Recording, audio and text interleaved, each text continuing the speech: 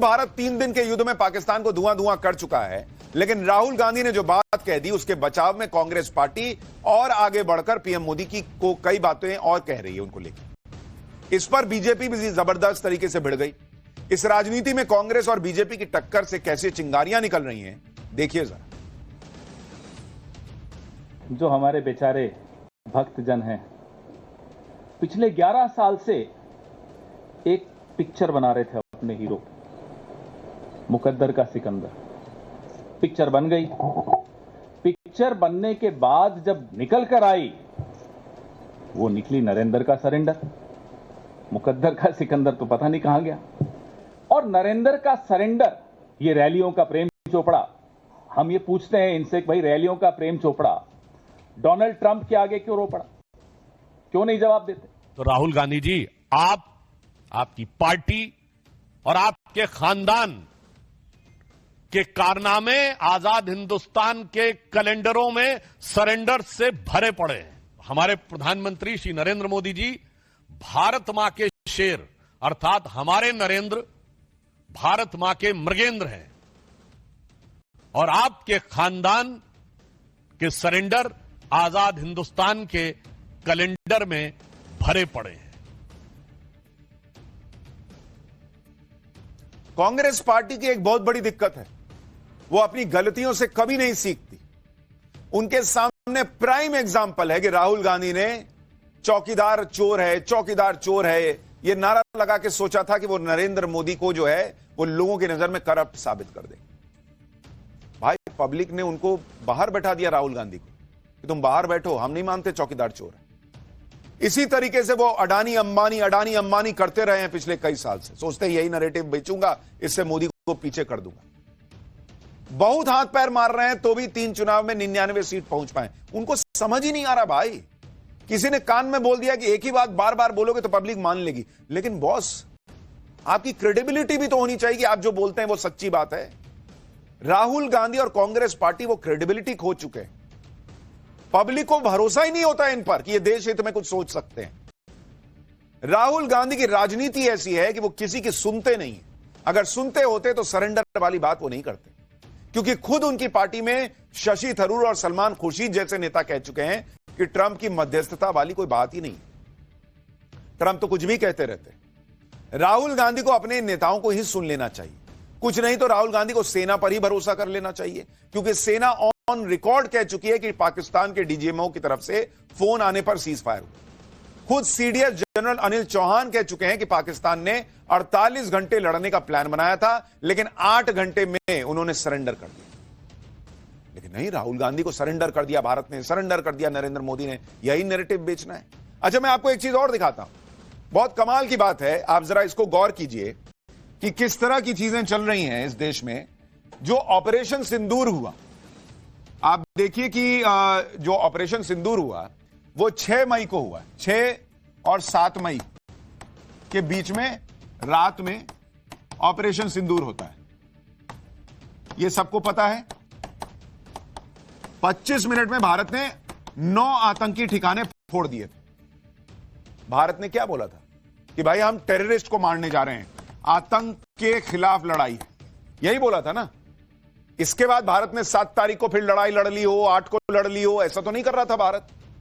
हां, वहां से पाकिस्तान ने ड्रोन भेजने शुरू किए तो भारत ने कहा अभी बहुत मारेंगे अगर यही सब तमाशा करोगे। तो भारत ने फिर ड्रोन भेज के दिखाया कि देखो हम रावलपिंडी तक ड्रोन भेज सकते हैं। पाकिस्तान फिर नहीं रुका, फिर मार खाने आया तो भारत ने फिर रिस्पॉन्ड किया। भारत मार नहीं रहा था पाकिस्तान को, भारत पाकिस्तान के साथ युद्ध नहीं लड़ रहा था। भारत पाकिस्तान को बता रहा था कि हमको यही काम करना था जिसके लिए हम घुसे थे। तुम्हारे आतंकियों को बताना था कि बहुत मारेंगे, अगली बार छोड़ेंगे नहीं। लेकिन पाकिस्तान दौड़ा दौड़ा फिर मार खाने आता था, भारत जवाब देता था, और फिर 10 मई को भारत ने सबसे तगड़ा जवाब दिया कि उनके एयरबेस उड़ा दिए, और उसी शाम सीज फायर हो गया। तो भारत तो हमेशा से यही टारगेट लेके चल रहा था भाई। भारत ने कभी नहीं कहा कि हम फुल फ्लेजेड वॉर के लिए उतर गए। तो सरेंडर की बात कहां से आ रही है? सरेंडर तो वो कर रहा था पाकिस्तान जो बार बार मार खाने आ रहा था और मार खा के जा रहा था, तो वो ना सरेंडर करेगा। तुम आओगे मार खाने तो हम मार रहे थे, हम बार बार तुमको थोड़े मारने गए थे। लेकिन नहीं, राहुल गांधी को कुछ सुनना ही नहीं है भाई। उनको तो बस साबित कर देना है कि भारत ने सरेंडर कर दिया, नरेंद्र मोदी ने सरेंडर कर दिया। जरा भी दिल में नहीं लगता कि मैं अपने देश के बारे में ऐसी बातें कर रहा हूं, मिर्च मसाला लगा के कहानियां सुना रहा हूं। और इनके लोग भी वैसे ही भाई। ये पवन खेड़ा को सुनिए क्या बोल रहे हैं वो। अचानक फोन आता है ट्रंप साहब का, जैसा भी आपने राहुल जी को सुना, और फोन आकर बोला जाता है नरेंद्र जी सरेंडर कर लीजिए। कड़क आवाज में बोला होगा, ये हमें पूरा भरोसा है। और यहां से भाई साहब जो हैं मिमियाते हुए सरेंडर कर गए। ये वहीं बैठे हुए थे, सुन रहे थे कोने में बैठ के कि फोन आया ट्रंप का।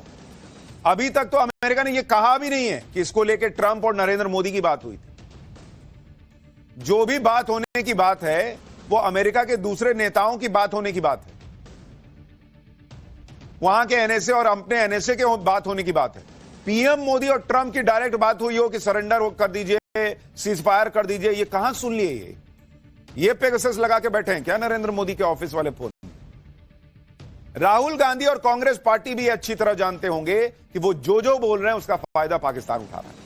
उसके बावजूद कांग्रेस के नेता इतने डेस्परेट हो गए हैं कि अजीबोगरीब बयान दे रहे हैं। राहुल गांधी का सरेंडर वाला बयान और नरेंद्र मोदी के खिलाफ कांग्रेस का यह पोस्टर दोनों पाकिस्तान की मीडिया में छाया हुआ है। सुनिए पाकिस्तान की मीडिया कैसे राहुल गांधी के बयान को अपने एजेंडे के लिए इस्तेमाल कर रही है। अपनी जनता के बीच, अपनी आवाम के बीच यह साबित करना कि भाई हम जीत गए हैं, भारत, इतने सबूत भारत ने फोड़ फोड़ के दे दिए कि कैसे ढकते वो लोग। उनके लिए कितना आसान कर दिया राहुल गांधी ने कि देखो ना, इंडिया वाला तो खुद ही कह रहा है कि नरेंद्र मोदी ने सरेंडर किया, और मोदी ने सरेंडर किया होगा इसका मतलब हम ही लोग ना जीत रहे होंगे। पाकिस्तान के नेता अब ये अपने लोगों को कहेंगे। यानी राहुल गांधी ने, कांग्रेस पार्टी ने पाकिस्तान को प्लेट में सजा के दिया है कि लो ना यार, खाओ ना, मिठाई खाओ। पाकिस्तान की मीडिया में राहुल गांधी को हीरो बनाया जा रहा है। ऐसा इसलिए क्योंकि राहुल गांधी के बयानों के दम पर पाकिस्तान अपने एजेंडे की इमारत खड़ी कर रहा है। राहुल गांधी लगातार पूछ रहे हैं कि बताओ कितने विमान गिरे भारत के, कितने राफेल गिरे, जबकि खुद पाकिस्तान यह नहीं बता पा रहा कि भारत को कितना नुकसान हुआ है। पाकिस्तान हवाई पहली बार राहुल गांधी जी ने ऐसा बयान दिया है जो पाकिस्तान के सेना प्रमुख ने भी नहीं बोला, पाकिस्तान के किसी आतंकी संगठन ने भी नहीं बोला, मौलाना मसूद अजहर ने भी नहीं बोला, और हाफिज सईद ने भी नहीं बोला। इसमें से किसी ने यह शब्द नहीं बोला है कि भारत ने सरेंडर किया है, बल्कि उन लोगों ने अपनी अपनी तकलीफों का इजहार गाहे बगाहे किया है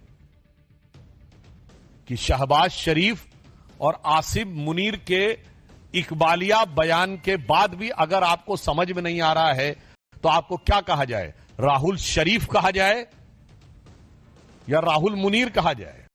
क्योंकि आप तो मुनीर और शरीफ से भी ज्यादा बड़े पाकिस्तान के पक्ष में तकरीर देने वाले नजर आ रहे हैं। जिस तरह से राहुल गांधी नरेंद्र मोदी को घेर रहे हैं, उसमें वो नरेंद्र मोदी से लड़ते लड़ते सेना पर ही सवाल उठाने वाले काम कर रहे हैं।